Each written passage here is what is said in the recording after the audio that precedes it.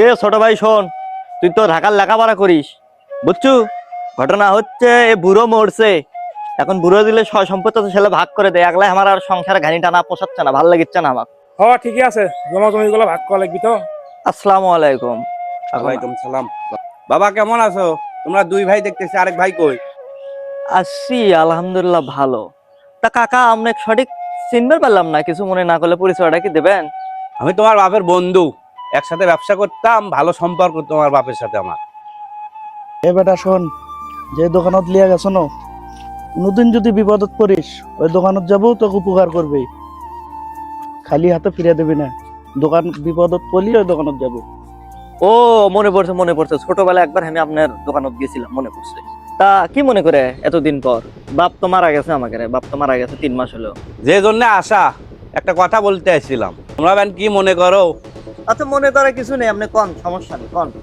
ব্যবসার ক্ষেত্রে তোমার বাপ 10 লক্ষ টাকা আওলাল দিছিল, তো সেই টাকাটা যে এখন দেওয়া লাগে, ওই জন্য তোমাকে 3 ভাই হলে ভালো হলো না। তোমরা তো এখন 2 ভাই, আরেক ভাই বেন তোমার কুটি গেছে বলতে পারলাম না, কিন্তু তোমরা এখন তো 2 ভাই। ওই ভাইয়ের ডাক দাও তো, 3 জনকে একসাথেই বলি।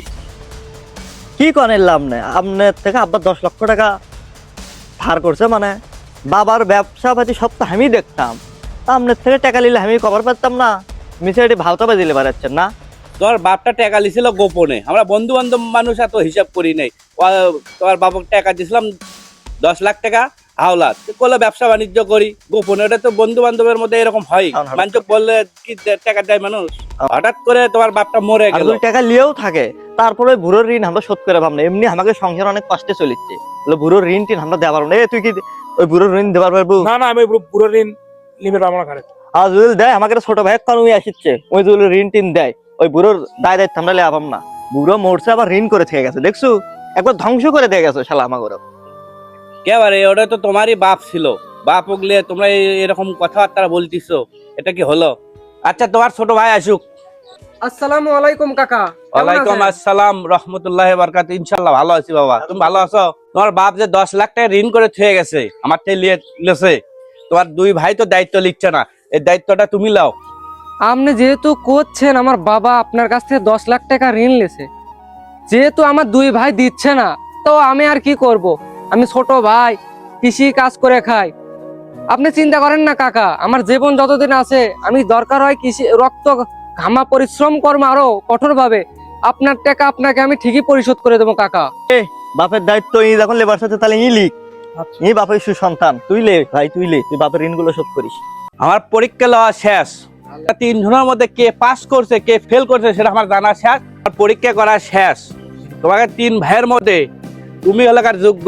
তোমার বাপ আজ থেকে 2 মাস আগে আমার থেকে, তোমার বাবার থেকে আমি 10 লাখ টাকা লিছিলাম আমার ব্যবসা ক্ষেত্রে। তা আমি দেখলাম তোমাকে, তোমার 3 ভাইয়ের মধ্যে তুমি এলাকার সঠিক, এই টাকাটা আমি তোমাকেই তুলে দিব। তোমার বাপ বলে গেছিল 3 ভাইয়ের মধ্যে যোগ্য যাক তাকে টাকাটা, আমার টাকাটা তাকে দিস। আমি 3 ভাইয়ের মধ্যে আমি দেখলাম তুমি যোগ্য। আরে কাকা, আমরা সব তো মস্করা করছি, বাপের ঋণ তো আমরা ঠিকই দেবো, আপনি বোঝেন না? ওই টাকা তাহলে তাহলে টাকাটা দেন, টাকা লেছেন কি সাথে দেন দেন দেন, আমরা 3 ভাই মিলে এখন ভাগ করে নি। তোমরা তোমার বাপের ঋণ নেবা না, যেই বলছি আমার থেকে 10 লাখ টাকা পাবে, তখনই তোমাদের মাথা ঘুরে গেল। তোমরা কথা টাকা এখন হামাকর দেও না বাবা, তোমাকে টাকা দেবো না। তোমাদের মতন খারাপ সন্তান কোনো বাপের জান না হয়। টাকা পাওয়ার তো যোগ্য আমরা, আমরা 3 ভাই, বাপ টাকা থেকে 3 ভাই তো পাবো। না না, তোমরা বাপের ঋণ লেবা না, টাকার ভাগ ঠিকই লেবা, টাকার ভাগ তো আমি দেবো না। এ তুই ছোট, তুই অত বেশি কথা কইস কে? তুই চুপ থাক কাকা, আপনি টাকা 3 জনের মধ্যে ভাগ করে দেন তো। না বাবা, তোমাকে টাকা দেবো না। তোমাদের মতন খারাপ সন্তান কোনো বাপের জান না হয়। এর এই চ্যাংড়ার মতন সব সন্তান যান প্রতি ঘরে ঘরে একটা করে জন্ম নেয়।